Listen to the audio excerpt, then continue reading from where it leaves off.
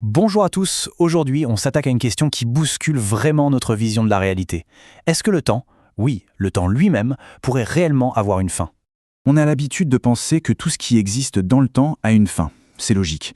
Mais si on allait plus loin, imaginez que le fleuve même du temps, celui qui nous porte tous, arrête de couler. D'un coup, fini. Dans notre expérience de tous les jours, tout est cycle, naissance, mort, renaissance, la nature se renouvelle sans cesse. Pourtant, la physique moderne nous met face à une idée beaucoup plus radicale, une fin définitive, un point final sans la moindre possibilité d'un nouveau départ.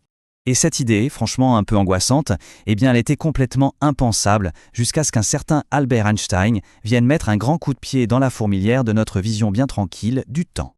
Alors, pour bien comprendre le changement, avant Einstein, on voyait le temps comme une sorte de métronome universel, le même tic-tac régulier pour tout l'univers, imperturbable. Mais avec Einstein, tout ça vole en éclats. L'univers devient une sorte de jam session cosmique, un immense concert improvisé, où le rythme peut ralentir, accélérer, bref, changer à tout moment. Et c'est là que ça devient vraiment fou. La relativité nous révèle un truc incroyable.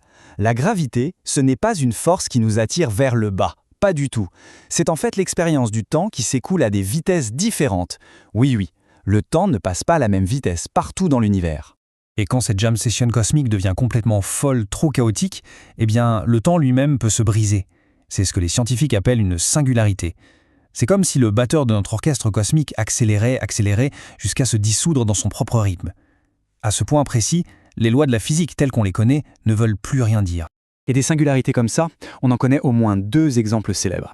D'un côté, le Big Bang, le point de départ de notre univers, le début du temps lui-même, et de l'autre, les trous noirs, ces pièges cosmiques d'une densité infinie où tout ce qui tombe dedans, y compris le temps, s'arrête net. Alors voilà la question à $1 million. Est-ce que le temps s'arrête vraiment dans ces singularités? Est-ce que c'est une fin de partie? Ou est-ce que l'histoire est un peu plus complexe que ça? Sur ce point, la communauté scientifique est complètement divisée. On a vraiment deux écoles de pensée qui s'affrontent, avec des visions du cosmos radicalement différentes. D'un côté, ceux qui pensent que le temps a un début et une fin. De l'autre, ceux pour qui tout n'est qu'un éternel recommencement. Le physicien John Archibald Wheeler a résumé ce dilemme de façon géniale. Il a dit en gros, l'équation d'Einstein nous dit que c'est la fin, mais la physique, elle, nous dit qu'il n'y a pas de fin. C'est ça le paradoxe. Notre meilleure théorie de la gravité, la relativité, prédit elle-même le moment où elle ne fonctionne plus.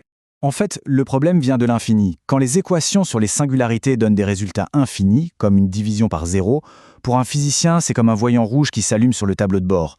Ça veut dire que la théorie est incomplète.